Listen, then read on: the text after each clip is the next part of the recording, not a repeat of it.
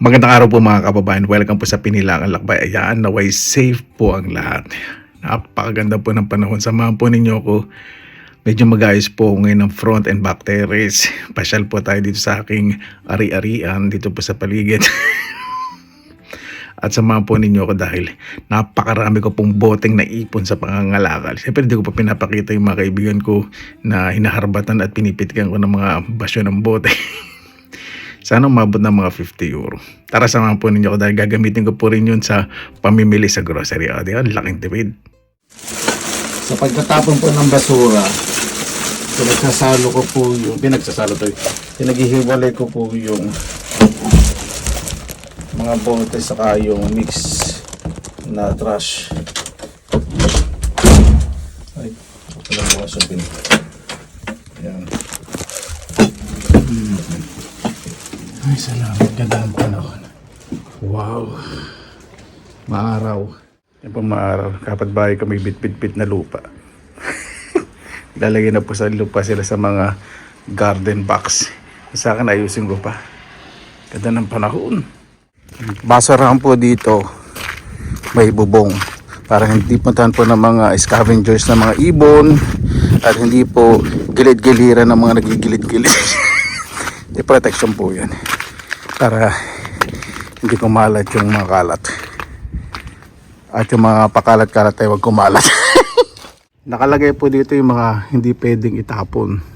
Nakasulat po mga appliances, mga big furnitures, mga car parts, yung malalaki. Yan, dito po sa blue yung mga metal. Dito naman po bio waste. O, di ba? Talagang maayos. Ito naman po mixed waste. Nakasulat naman. So, unahin muna natin itong mixed waste. Talagang may takip po.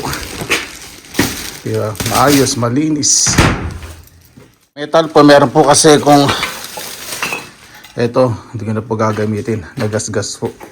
May metal po ito. Yan dyan. Titignan ko baka may nasasalit. Dati po walang Finnish translation ngayon. Meron po glass packages. Mga glass. Aba, bakit may mga baril? May mga baril to. May mga lata ng beer. Hindi ko abot. Pera rin yun. Pamasugatan. Sayang naman yung mga baso. Ang sosyal pa. Dali lang po pakikita ko po sa inyo ba. Kaya naghalo-buo. Oh, buong buo pa. Grabe. Pinapon lang. Gaganda ng mga baso. Ito po, malinis po. Ganda oh. Grabe naman. Ayoko. Siyempre kuhanin po yan. Wala pong amoy. Talagang yung practice po sa kanila dito, no, ibang klase, no? Ang daming magagandang baso. Pinagtatapon lang. Iba, dahan-dahan po nagtatapon sa ganito. Kasi iba po talaga, nangunguha na rin ng mga gamit sa basurahan. Opo, ito po yan. Nahugasan naman po. Siyempre, hindi po mga damit. Mga glass na ganyan. Nakukuha. Ang daming magagandang baso sa ilalim.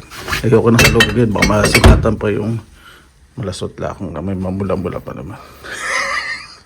Yan, may takap din po ito siyempre. Napakita ko naman kanina. Tapos, yung plastic po, naglagyan ko. Hindi ko na uwi sa bahay ko. Dito po sa mix trash. Yan. Di ba? Ang dami po, maayos. So kapag may mga pang-garden po, naglinis ng garden, doon po nilalagay. Pero kailangan ilagay sa plastic bag natin. Pwede po isandal doon. Para na po.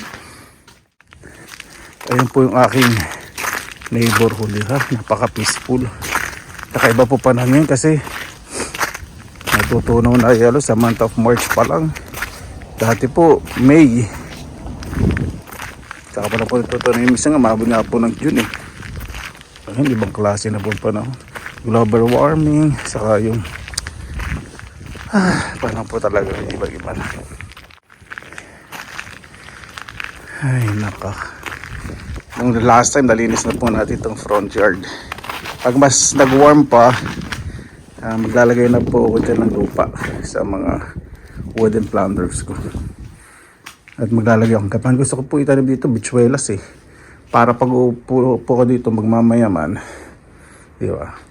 May konting privacy. Ito na po tayo sa backyard. Relax lang po tayo ngayon. Yung mga bote nga pala, ang dami ko na pong naipon. At magpupunta rin ako sa Finnish mother ko saka sa mga kaibigan ko. Nangingi po ng mga bote. Tinitigasan ko mukha ko kasi wala Pilipinas. Mandagdag din sa budget. Ito pakita po nasa storage. Ayan. Lahat po ng mga nasa plastic bag po na yan. Yung malalaki. Saka yung mga gray. Bote po lahat. Sigurado. Ayun pa, meron pa. Isa. Sigurado ano ba to? Aabot po ng mga more than 50 euro may higit pa. Nalala ko pa shops itong mga bote.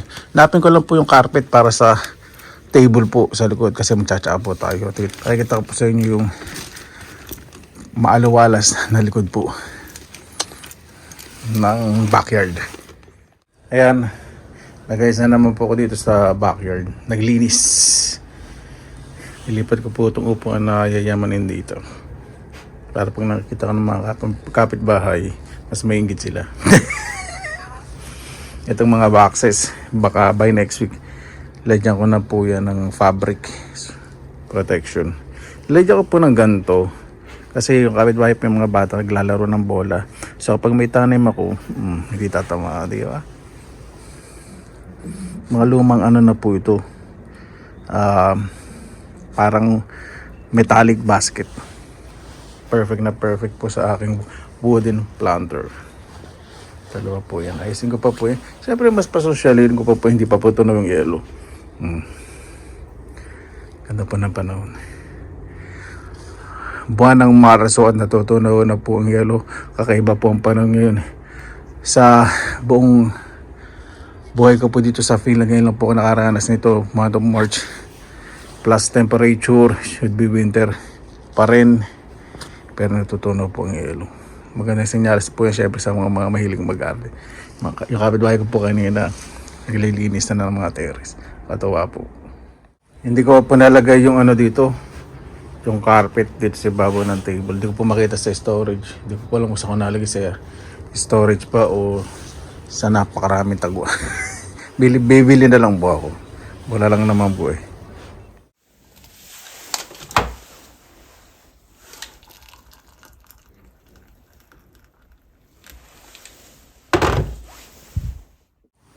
Yan, tapo muna tayo.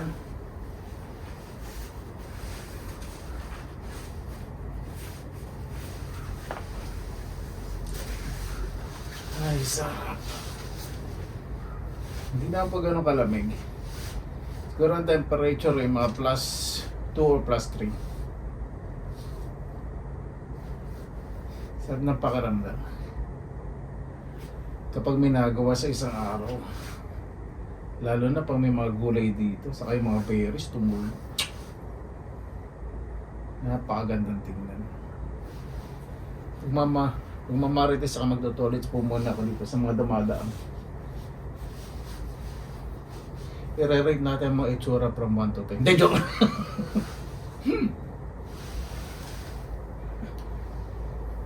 Kaya ko muna dito ng temporary placemat.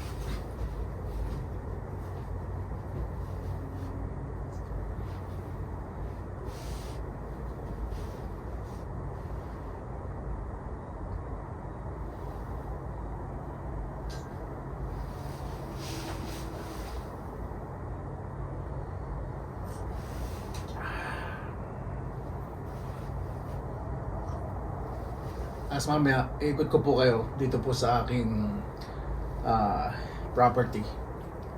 Mga ano po ito, 4 hectares. Ayan, medyo madulas po. Susot po ako ng mace pipe. Ibakal po sa ilalim. mga sapatos. Maya, punta po tayo sa shop. Excited na po kung magkano po abutin ng mga bote. Ng mga basyo ng bote. Kapag ganito po, mag-aapak po sa mga yellow para hindi madulas kasi nag-plus tapos mamaya magma-minus. So, mas safe po maglakad. Siyempre kailangan ingatan ng kabuhayan ng artista. Ano kaya connection ng sapatos? Ibig sabihin yung looks, kabuhayan po yan. Gift po yan. Ito po yung tsura kapag natutunan po yan. May mga buhangin po kasi ito po yung nilalagay kapag madulas. Katulad po nito, madulas itong apakan natin. Oh, kapit na kapit yung sapatos ko. Lalo na to, nako. Yan oh. Magpapasosyal ako, di ba? Tapos madudulas na mababagok yung bumbungan ko. So, hindi porket naka-spikes ako dito kung maglalakad sa madulas. Ito pa rin sa gilid. Always safety first. Yan po yung itsura ng aking ng aking property kapag winter. Mga 4 na hektarya po ito. Lakas na tama. Sarap pang maglakad dito kasi tahimik. Yan. Ito po yung kalsada. Papunta po ito sa backyard ko. Naalala niyo po nung nakaraan, nakakuha po ako ng penny ba na mushroom doon. Tapos doon po yung playground. Ganito po yung tsura pag winter. Yan yung backyard ko. Ayoko masyadong kahanan kasi baka mamaya visible yung bahay ko. Natin baka may mga batang naglalaro. Yan o. Ay meron. Hindi muna ako pupunta sa playground. Naglalaro. Balik po tayo. May-starbin mga bata kasi may ilang kapag may video.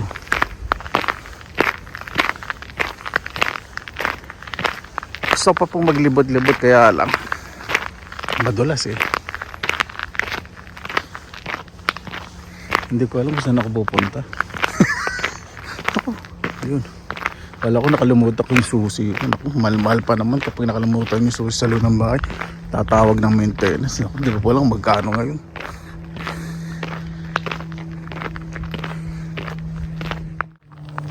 Nagugutom na ako. Wala pa pala ako kinain. Ano pa lang? Crackers pa lang. Saka coffee. And then add some tea,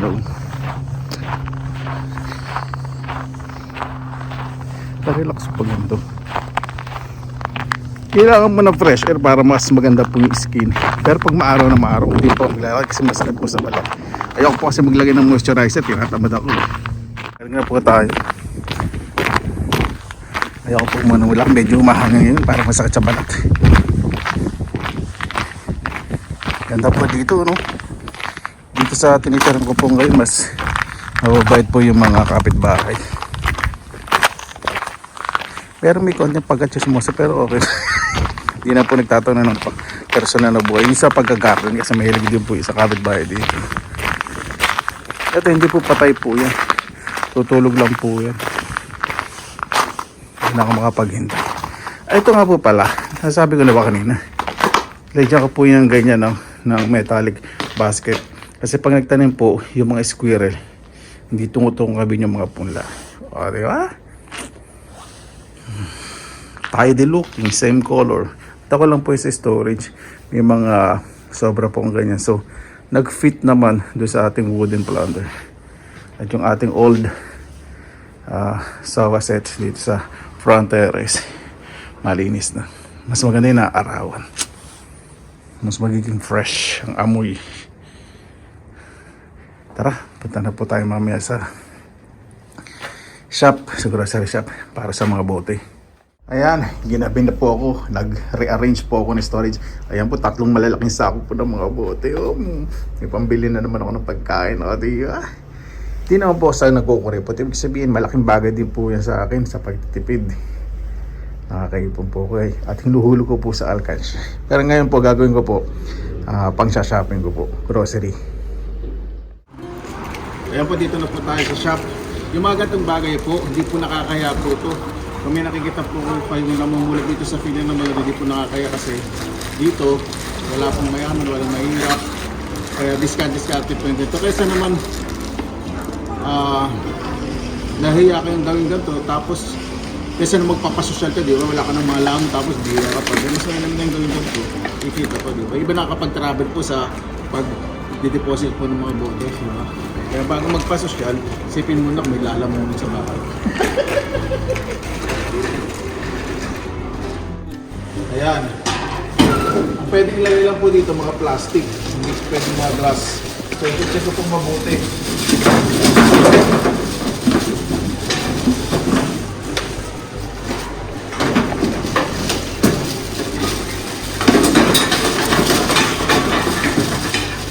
Basaan din ng mga plastic.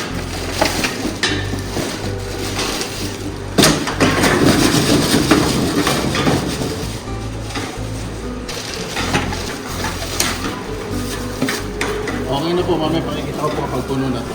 Yan, first batch. Yan po magkano.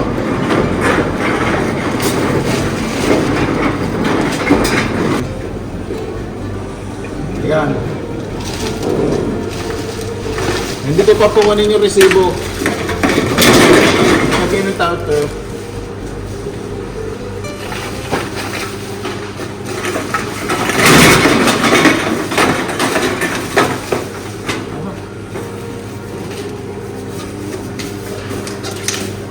Gandaan po nito, hanggat hindi sinasara, hindi siya magkakount.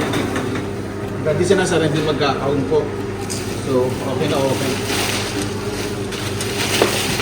Nakaisang plastic pa lang po tayo. So, meron na tayong 12.95.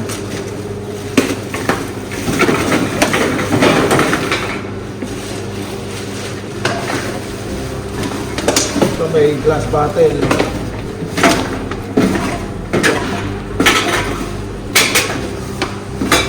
May mga glass, separate po.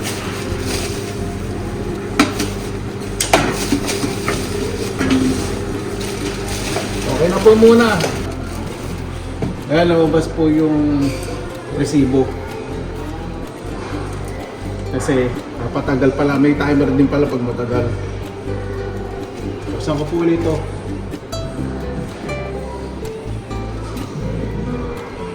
Hindi sarado. Baka kumaano.